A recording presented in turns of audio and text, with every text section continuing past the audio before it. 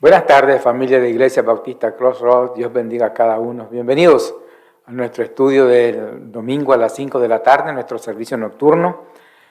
Y gracias, antes que nada, gracias por haberse presentado al Templo Grande, todos los que estuvieron ahí esta tarde a las 12. Me encantó verlos, siempre me gusta estar con ustedes, me encanta estar con ustedes. Qué bueno que pudieron estar. Y pues es una bendición reunirnos, es una bendición juntarnos y adorar a Dios juntos, cantarle y también, pues, en la manera posible ser edificados con la palabra de Dios. En esta ocasión continuamos con Romanos, el libro de los Romanos que estamos estudiando los días domingo a las 5 de la tarde. Romanos 9, del 1 al 13 vamos a estar en esta ocasión. Y antes que nada, quería recordarles que nuestro servicio a las 12 del día en el Templo Grande de vital importancia para todos. Hay suficiente espacio para distanciarnos, así es que no es una limitante el espacio. Necesitamos estar conscientes de que pues, es domingo, el día del Señor, y hay que acercarse, reunirnos y honrarlo, adorarlo a Él. Y también a las 5 de la tarde nuestro servicio todavía virtual por un domingo más. Ya después, el primer domingo de marzo, vamos a estar reunidos ya de manera presencial, pero en nuestra capilla. Recuerden, a las 5 de la tarde en nuestra capilla, a las 12 del día, los días domingos, en el Santuario Grande. Los días miércoles ya hemos reiniciado los servicios presenciales igualmente a las 7 de la noche aquí en la capilla y esperamos que ustedes pues se hagan presentes igualmente para que nos juntemos. Recuerden que somos una iglesia, somos el cuerpo de Cristo, somos la familia de Dios y necesitamos pues unirnos, ¿verdad? Juntarnos para ser edificados igualmente. Así es que del 1 al 13, permítame leer nomás los primeros 5 versículos, pero vamos a cubrir todo ese espacio, ¿ok? Del 1 al 13 en los versículos, en el capítulo 9 de Romanos. Dice así el versículo 1 al 5, los versículos del 1 al 5 en Romanos 9. Verdad digo en Cristo, no miento. Y mi conciencia me da testimonio en el Espíritu Santo, que tengo gran tristeza y continuo dolor en mi corazón, porque deseara yo mismo ser anatema, separado de Cristo, por amor a mis hermanos, los que son mis parientes según la carne, que son israelitas, de los cuales son la adopción, la gloria, el pacto, la promulgación de la ley, el culto y las promesas, de quienes son las patriarcas, y de los cuales según la carne vino Cristo, el cual es Dios sobre todas las cosas, bendito por los siglos. Padre, gracias, Señor, por su bondad y su misericordia, Señor. Gracias por el regalo de vida, Señor, porque usted es bueno, Señor, y nos concede la vida. Estamos hasta ahora existiendo, Señor, y no queremos vivir separados de usted, Señor. Queremos, Padre del cielo, de una manera posible estar cerca de usted, mi Dios. Ayúdenos a seguirle de cerca, Señor, no de largo, sino de cerca, Padre Santo. Ayúdenos igualmente a serle fiel a usted, Señor, a estar enfocados en usted, Señor Jesús. Y Padre del cielo, pues también gracias porque usted, mi Dios, ha sido fiel con nosotros, ha sido nuestro Dios, nuestro proveedor, nuestro Salvador, Señor, y el que nos colma de favores. Dios, gracias.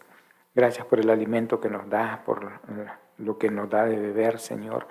Gracias por todas esas bendiciones que a veces nosotros las tenemos como demasiado pequeñas, Señor, y no consideramos, Padre Santo, que todo es bendición suya, Señor, todo lo bueno que viene de lo alto. Le ruego igualmente, Señor, por los enfermos. Le quiero pedir por todos los enfermos, Señor. Le quiero pedir por los hermanos López, por el hermano José Luis Franco, por los hermanos Galván, hermana Alicia, todos los que están enfermos, Dios, usted los conoce a todos, Padre Santo. Por favor, Dios, sabemos que usted es el Dios todopoderoso y eterno y Dios que tiene dominio por sobre todo, sobre las enfermedades, Señor. Le pedimos que usted nos ayude en nuestras debilidades y enfermedades y que nos guarde, Señor, para que seamos el pueblo ideal que necesitamos ser, Señor. Ahora le pido, mi Señor, que usted siga bendiciendo a mis hermanos y aquellos que no han aparecido, Señor, todavía por largo periodo. Le pido que, pues usted, Señor, trate con todos y cada uno de nosotros y pronto ya podamos estar reunidos nuevamente, Dios. Gracias, Padre Santo, por su palabra. Pedimos, Señor, que usted use su palabra, Señor, que su Santo Espíritu use su palabra y nos edifique, porque eso es lo que necesitamos. Dios, para su gloria y honra en Cristo Jesús, nuestro Señor y Salvador. Amén. Pues bien, hermanos, por lo que la Biblia enseña, es de sobra conocido que el pueblo de Israel rechazó en su mayor parte al Mesías. Cuando el Señor Jesucristo vino como el Mesías enviado, como el Mesías de Dios, como el siervo sufriente, él fue rechazado en su mayor parte por los judíos. Y la Biblia dice que por esa misma razón, cuando dice el libro de Juan, el Evangelio según San Juan, que a los suyos vino y los suyos no le recibieron, fue porque fue rechazado prácticamente por el pueblo judío. Sobre todo el círculo de los líderes religiosos rechazó a Cristo y se volvieron hostil con él hasta el punto de condenarlo a muerte de manera contundente. Y el apóstol Pablo culmina el capítulo 8 asegurando que nada ni nadie, ninguna cosa creada nos puede separar del amor de Dios que es en el Señor Jesucristo, nuestro Señor, nuestro Salvador. Y luego en el capítulo 9 empieza ahí, habla acerca de la relación y la condición en realidad de Israel con respecto al Cristo y al Mesías. Y ese es nuestro tema de esta tarde, que el Señor Jesucristo fue rechazado por el pueblo de Israel. El rechazo de Israel por Cristo. Todos los que conocemos la Biblia sabemos que hasta el día de hoy prácticamente pues el pueblo judío rechaza a Cristo, no lo aceptan, no lo toman como Señor y Salvador, no está en su voluntad el aceptar que el Señor Jesucristo vino como siervo sufriente, no como ellos se imaginaban al Mesías. Así es que el rechazo de Israel por Cristo, sin embargo, no obstruyó la bendición de Dios. Mire, Dios ha sido de bendición para el pueblo judío desde que Dios lo formó. Desde que Dios eligió a Abraham sacándolo del lugar de idolatría donde Abraham vivía y llevarlo guiado lógicamente hasta la nación, hasta el lugar donde Dios lo quería, para asentar ahí a su pueblo Israel, Dios ha sido de bendición para los judíos. Dios los sacó de la esclavitud de Egipto. Dios permitió que de manera milagrosa los judíos se multiplicaran grandemente en Israel y a su debido tiempo los sacó de Israel para llevarlos a Canaán, llevarlos a la tierra que Dios había prometido a los patriarcas, a Abraham sobre todas las cosas. Entonces, el rechazo de Israel hacia el Señor Jesucristo no ha obstruido igualmente la bendición que Dios ha otorgado de manera especial al pueblo judío. Una de esas bendiciones que el pueblo judío en realidad ha contado con ellas es el sufrimiento de Pablo por ellos, por ejemplo. Es una gran bendición cuando a uno le tienen aprecio, es una gran bendición cuando a uno le tienen cariño y te ven sufrir y sufren con uno. Cuando a uno, la gente se siente pesar por uno, siente compasión por uno y hay personas que son capaces de llorar por el dolor de otros. Esa es una gran bendición. Y eso es lo que al apóstol Pablo le pasaba con el pueblo judío prácticamente, que él amaba a los de su raza, amaba a los hebreos, amaba a los judíos. Él era 100% judío, de papá judío y de mamá judía, hebreo de hebreos, dice él. Y ahora que ya él ha sido convertido al cristianismo, ahora que ya él ha sido convertido a Cristo, y puede distinguir en realidad que el pueblo en general, el pueblo de Israel ha estado súper mal con respecto a la relación que deberían de tener con Cristo. Él ahora lo comprende bien y sufre por ellos. Que sufran por uno es una gran bendición en realidad, porque eso enseña de que de verdad hay amor. Y eso es lo que el apóstol Pablo ha sentido en realidad por el pueblo judío, y esa es una gran bendición. Aunque el pueblo judío lo rechazó al Señor Jesucristo, de todas maneras, Dios ha bendecido a ese pueblo. Y mire los versículos del 1 al 3, ahí lo declara el apóstol Pablo de manera muy clara, lo que siente por el pueblo judío. Dice los versículos del 1 al 3, verdad digo en Cristo, y se atestigua lo que va a decir con la verdad de Cristo, no miento. Y mi conciencia me da testimonio en el Espíritu Santo, que tengo gran tristeza y continuo dolor en mi corazón. Dos cosas, gran tristeza. Es decir, él se sentía tan apesadumbrado por el pueblo judío que sentía pesar grande, sentía como una carga, sentía una tristeza grande. Y ustedes saben cuando una persona está triste. Cuando una persona está triste, su semblante no es igual.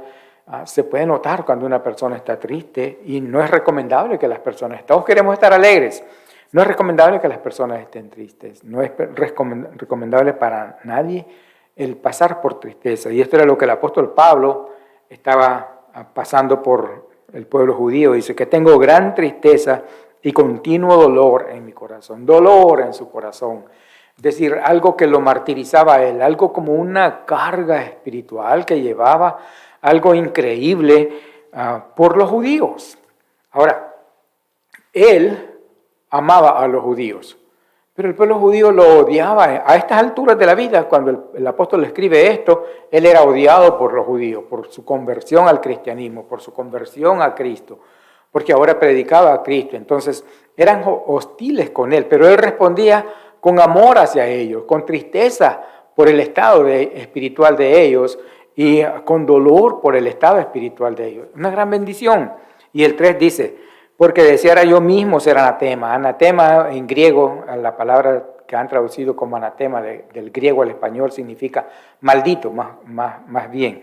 Porque deseara yo mismo ser maldito, dice él, separado de Cristo, o sea, arrancado del favor de Cristo, arrancado de la compañía de Cristo, por amor a mis hermanos, los que son mis parientes según la carne, o sea, los que son judíos, descendientes según la carne como pueblo judío. Es decir, el apóstol Pablo sentía una gran carga espiritual por los judíos, sufría por ellos, le dolía en su corazón el hecho de saber que habían en realidad condenado al Señor Jesucristo a muerte y lo habían sentenciado a muerte. Si bien es cierto, ellos no lo ejecutaron, porque quienes lo ejecutaron fueron los romanos, pero igual, quienes lo condenaron fueron los judíos, y quienes pedían su muerte eran los judíos. Eso ahora le dolía al apóstol Pablo, porque sabía que era un gran pecado para ellos.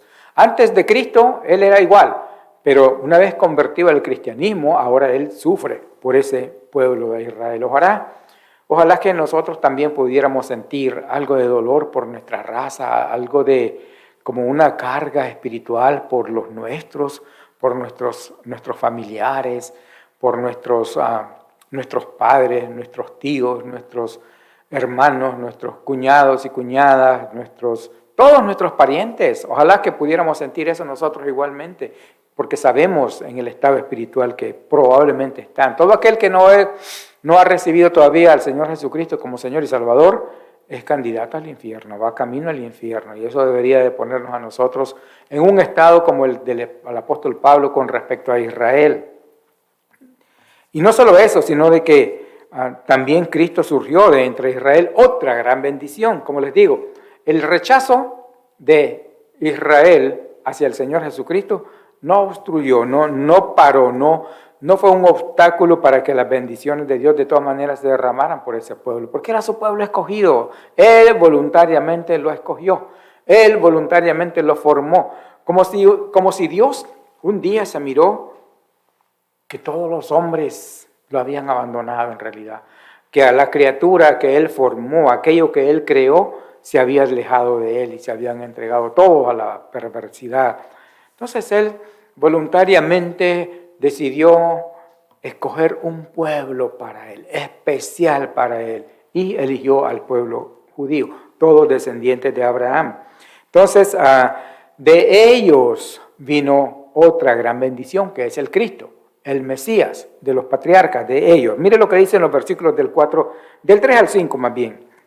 Del 3 al 5 dicen así: porque deseara yo mismo ser anatema, separado de Cristo, por amor a mis hermanos, los que son mis parientes según la carne. Escuche, que son israelitas, de los cuales son la adopción, la gloria, el pacto, la promulgación de la ley, el culto y las promesas, de quienes son los patriarcas y de los cuales, según la carne, vino Cristo, el cual es Dios sobre todas las cosas, bendito por los siglos. Amén. Una gran bendición que el Señor Jesucristo, el Mesías, el Cordero de Dios que venía a quitar el pecado del mundo, de aquellos que quieren ser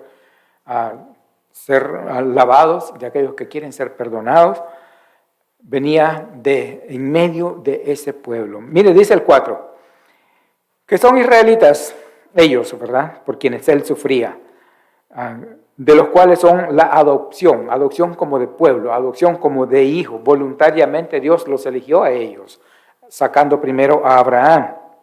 La gloria que se reflejaba en el monte Sinaí, cuando el pueblo podía escuchar y ver la nube, todo eso era para el pueblo judío, no para nadie más.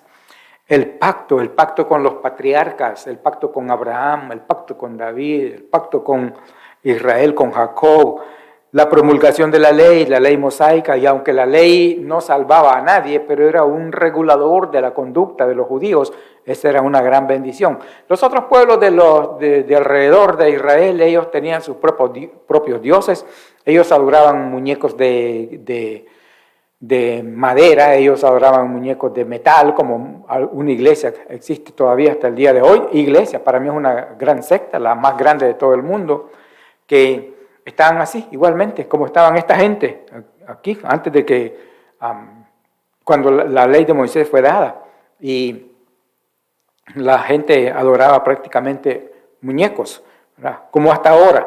El culto y las promesas, ese culto que se le rendía a Dios en el campamento, ese culto que se le rendía a Dios dentro del pueblo judío, ese culto que se le rendía por los levitas, ¿verdad? Todo eso era grande, todo eso era algo especial. Las promesas que se le dieron a los patriarcas, las promesas a Abraham, las promesas a Jacob, las promesas a David, todo ello, ¿verdad? Son los patriarcas, de quienes son los patriarcas, por eso dice, y de los cuales, según la carne, vino Cristo. O sea, de entre el pueblo judío vino el Cristo que iba a ser una bendición, no solamente para el pueblo judío, sino para la raza humana entera, para el mundo entero. Vino Cristo, dice, el cual es Dios sobre todas las cosas. Imagínense que Dios formó al pueblo de Israel, y de en medio del pueblo de Israel, de sus patriarcas, de los primeros que Dios escogió, Abraham, Jacob, David, de ahí vino el Cristo, de ahí vino. Son Abraham, son Isaac, son Jacob, y si queremos incluir también a David, pues ahí entra, porque de ahí, de esa línea vino el Cristo, el cual es Dios sobre todas las cosas, es decir, Dios mismo vino a visitar al mundo y a salvar al mundo y a regenerar al mundo de entre este pueblo. Entonces es una gran bendición, el cual es bendito por los siglos.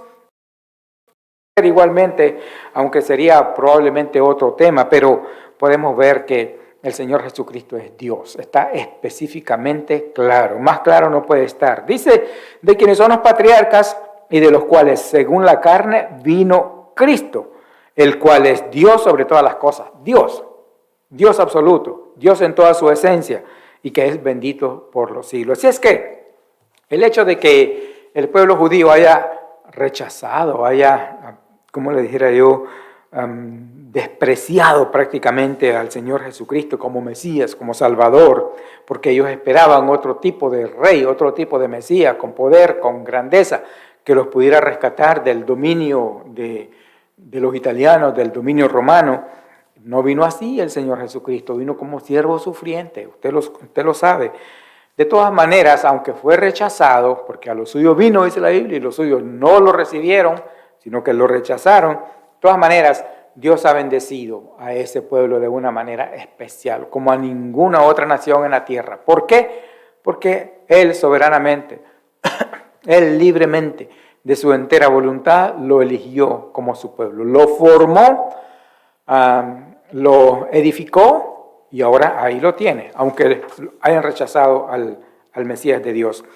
Y el rechazo de Dios por Cristo, de Israel por Cristo, igualmente no obstruyó el propósito de Dios. Sabemos que Dios es un Dios de propósitos. Dios es un Dios de pactos. Dios tiene propósitos.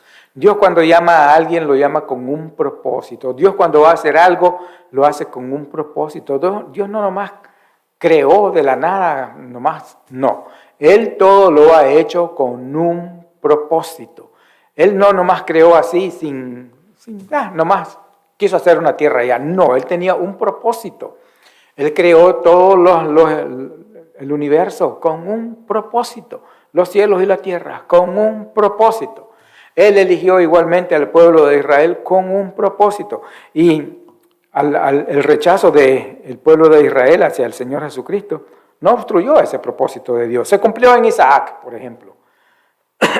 El propósito de Dios se ve totalmente cumplido en Isaac. Miren los versículos del 6 al 8. Dicen así: no que la palabra de Dios haya fallado, porque no todos los que descienden de Israel son israelitas, ni por ser descendientes de Abraham son todos hijos, sino en Isaac te será llamada descendencia. Esto es, no los que son hijos según la carne son los hijos de Dios, sino los que son hijos según la promesa son contados como descendientes. Entonces, vemos que en Isaac se cumplió el propósito de Dios. Abraham estaba muy preocupado porque, según él, uno de sus siervos, uno de sus esclavos, si se puede decir, era el que iba a heredar todo. Y en un encuentro que él tuvo con Dios, él le habló claro y le dijo: no me has dado prole, no me has dado hijos, no me has dado descendencia, y ahora sucede que uno de mis criados me va a heredar. Y Dios le dijo: no te heredará uno de tus criados, sino que tu hijo, un hijo te heredará. Esa es una gran promesa. Por eso el 6, no que la palabra de Dios haya fallado, la palabra de Dios nunca falla. La palabra de Dios siempre regresa a su creador, al que la inspiró, con el propósito cumplido por el cual fue inspirada. Siempre. Siempre, así lo enseña la Biblia. Entonces la palabra de Dios no falla, sino de que pues, los hombres somos los que nosotros fallamos. Porque no todos los que descienden de Israel son israelitas, no todos. Ni por ser descendientes de Abraham son todos hijos. Sino, fíjese, en Isaac te será llamada descendencia. Y esto lo encontramos en Génesis 21, donde Dios prácticamente le hace esa promesa a Abraham y le dice: en Isaac te será llamada descendencia. El 8 dice: esto es, no los que son hijos según la carne son los hijos de Dios. Porque recuerde, también Abraham tenía otro hijo, Ismael, que era hijo, que fue concebido con Agar, la sierva que trajeron de Egipto. Cuando él se fue a Egipto por el hambre que azotaba la tierra, él se fue con Sarai a Egipto. Allá se hicieron de esa sierva egipcia, Agar, y después surgió que pues Agar le tuvo un hijo a Abraham, el cual fue llamado Ismael. Pero el 8 dice: esto es, no los que son hijos según la carne son los hijos de Dios. Es decir, como si dijera, no los que descienden totalmente de Abraham, todos son hijos de Dios, sino unos nada más. Sino los que son hijos según la promesa son contados como descendientes. Y la promesa era sobre Isaac. En Isaac te será llamada descendencia.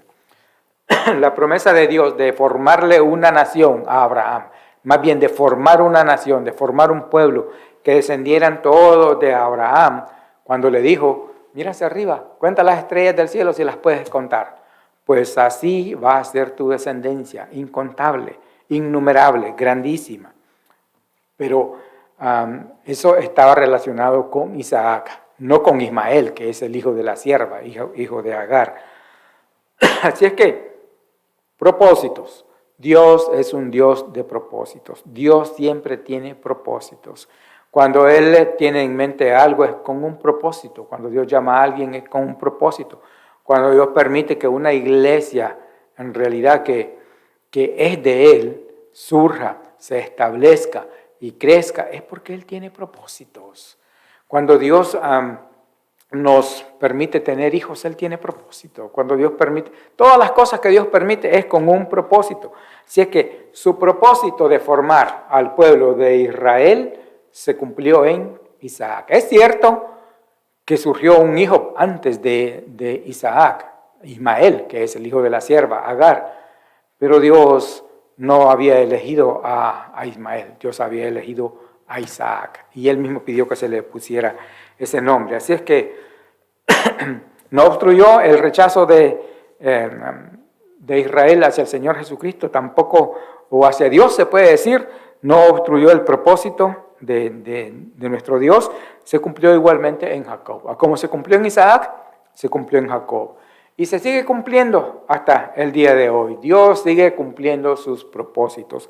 Hasta el día de hoy vemos que las cosas que estaban en la mente de Dios se van cumpliendo una a una. Y hasta el día de hoy nosotros podemos ver claramente que Dios es un Dios de propósitos. Y hasta se queda uno, wow, con razón pasó esto. Con razón pasó tal cosa. Porque Dios tiene propósitos. Si es que Él permite cosas, porque Él ya sabe qué es lo que está haciendo. Entonces, este propósito de Dios igualmente se cumplió en Jacob. Mire los versículos del 9 al 13.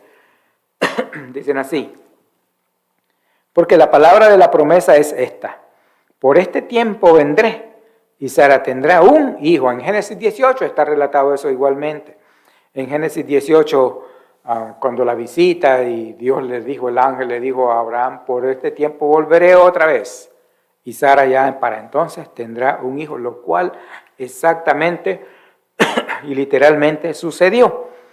Y no solo esto, sino también cuando Rebeca concibió de uno, de Isaac nuestro padre. Sabemos que la esposa que Dios le concedió a Isaac fue Rebeca, aquella muchacha ¿usted se acuerda? La muchacha aquella, doncella que salió con su cántaro a sacar agua y llevar agua a su casa. El criado de Abraham llegó, le pidió agua y le dio de beber, amablemente lo trató y después le dio de beber a todos sus camellos. Y esto era una oración contestada para este hombre que buscaba una esposa para Isaac. Entonces Rebeca después pues fue llevada, ¿verdad?, al lugar donde vivía Isaac, se casaron y tuvieron familia. Y entonces dice, y no solo esto, sino también cuando Rebeca concibió de uno, de Isaac nuestro padre, pues no habían aún nacido, ni habían hecho aún ni bien ni mal, para que el propósito de Dios conforme a la elección permaneciese, no por las obras, sino por el que llama.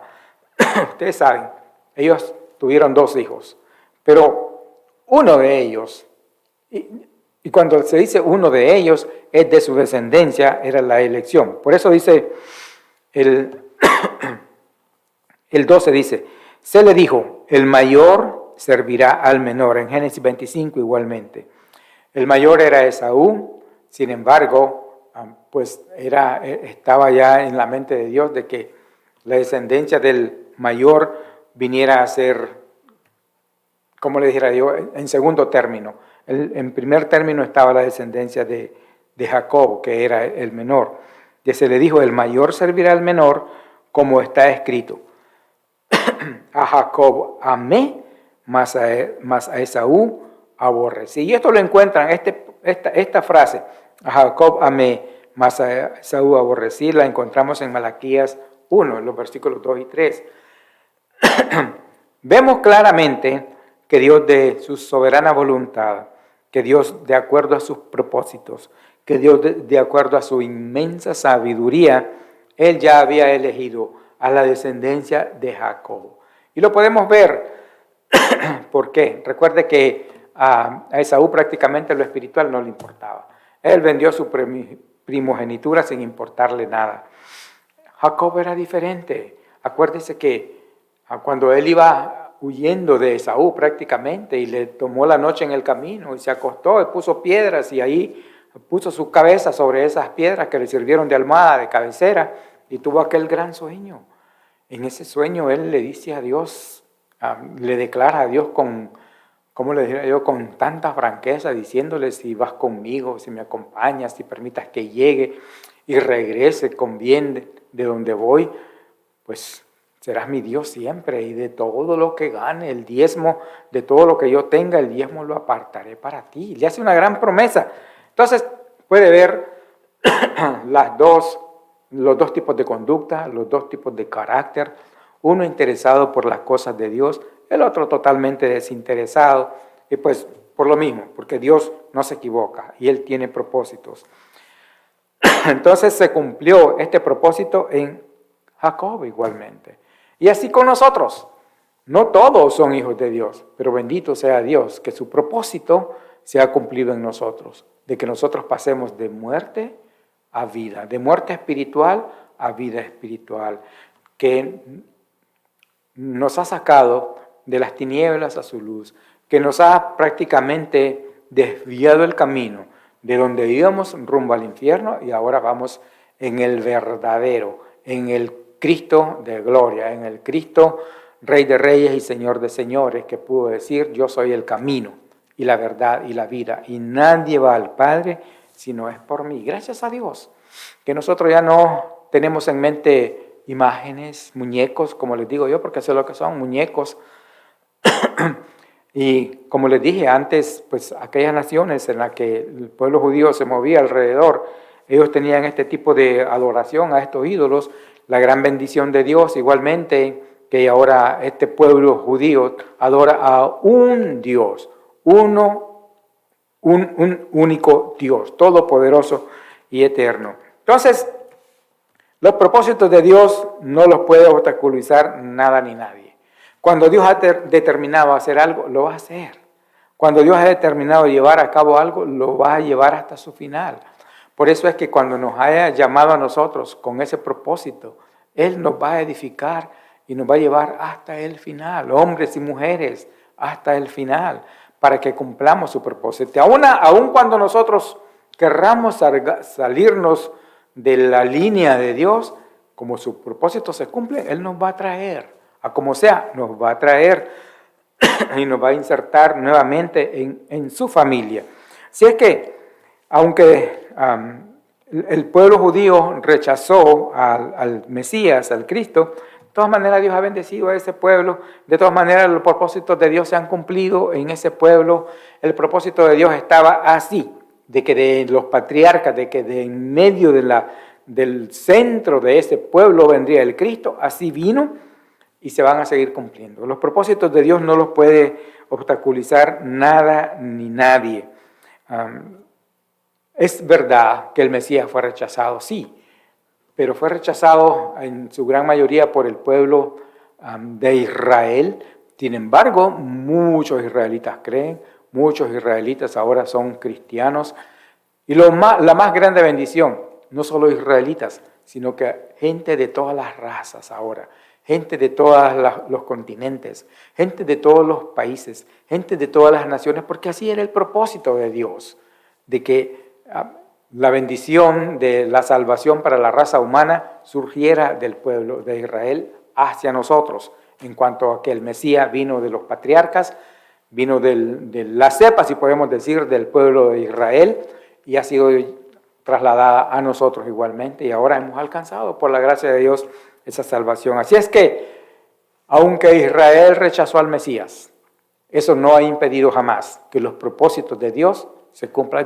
Dios ya lo sabía, que el pueblo de Israel iba a rechazar a su Mesías. Por eso lo hizo profetizar al profeta Isaías, y lo hizo hablar y decir todo prácticamente lo que iba a pasar con el siervo sufriente, que es llamado también el Mesías. Él ya lo sabía, pero sus propósitos se cumplen y se seguirán cumpliendo. Nada ni nadie los puede obstaculizar, nada, así como nada ni nadie nos puede separar del amor de Dios que es en Cristo. Nada ni nadie puede obstaculizar o destruir los propósitos de Dios. Se van a cumplir porque lo que Dios dice se hace, porque lo que Dios ha planeado así va a ser. A como Dios mueve las cosas, así se mueven. Así es que es una gran bendición de todas maneras para nosotros, si lo podemos ver de esa manera, porque en realidad así es.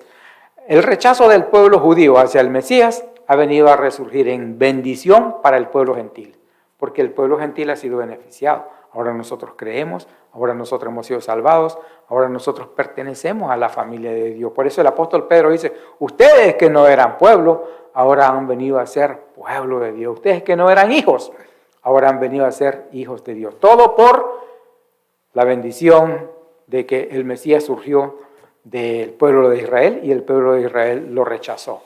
Y vamos a seguir leyendo enseguida y vamos a ver que por el rechazo de Israel, la bendición vino a los gentiles, a ustedes y a mí.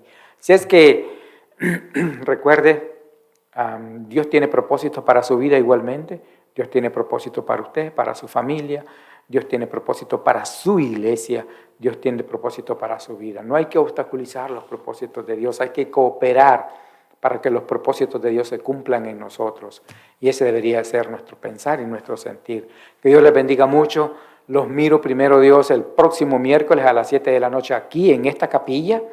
Ya está diferente, la van a ver los que no han llegado todavía. El miércoles estuvimos unos cuantos, pero los que todavía no han podido llegar van a ver, está diferente. Igual, bendiciones de Dios. Los miro entonces el próximo miércoles a las 7 de la noche y el domingo próximo a las 12 del día en el Templo Grande y a las 5 de la tarde, siempre virtual, aquí en esta capilla por última vez. Ya el primer domingo de marzo vamos a estar presentes. Y recuerde, el primer domingo de marzo va a ser testimonios. No olvide de todas maneras que el último domingo de marzo vamos a tener nuestro servicio en conjunto con los hermanos de inglés. Va a venir un predicador invitado, va a haber una traducción de inglés a español. Si no me equivoco, es el 28 de marzo. Pero tenemos tiempo todavía para irles aclarando más y más. Si usted tiene algunas preguntas, si usted tiene algunas observaciones, inquietudes, todos tienen mi número de teléfono, llámenme, consúltenme. Cualquier otra pregunta que ustedes tengan acerca de finanzas, recuerden, hermano John Blanco, hermano René Ruiz, pueden consultarle igualmente a ellos y así sucesivamente. Pero somos una familia, hay que confiarnos, tenemos que orar unos por otros, tenemos que cuidarnos unos a otros y desearnos bendiciones unos a otros, porque somos la familia de Dios. La familia de Dios se caracteriza por bendecirse, no por alejarse y pelearse y cosas así por el estilo. No, somos la familia que estamos llamados a bendecirnos unos a otros, desearnos bendiciones unos a otros y vivir la vida que Dios quiere que vivamos en este mundo para hacerle de honra a Él. Padre Santo, gracias Dios por su palabra, Dios, gracias. No tengo idea, Dios, qué sería de nosotros sin su palabra.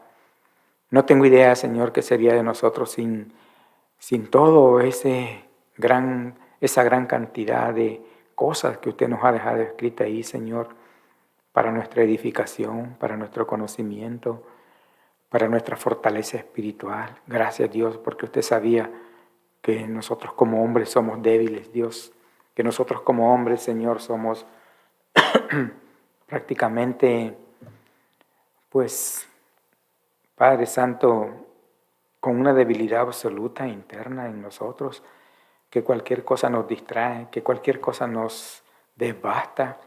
Y allí en su palabra, Señor, es donde encontramos la fortaleza. Gracias, Dios.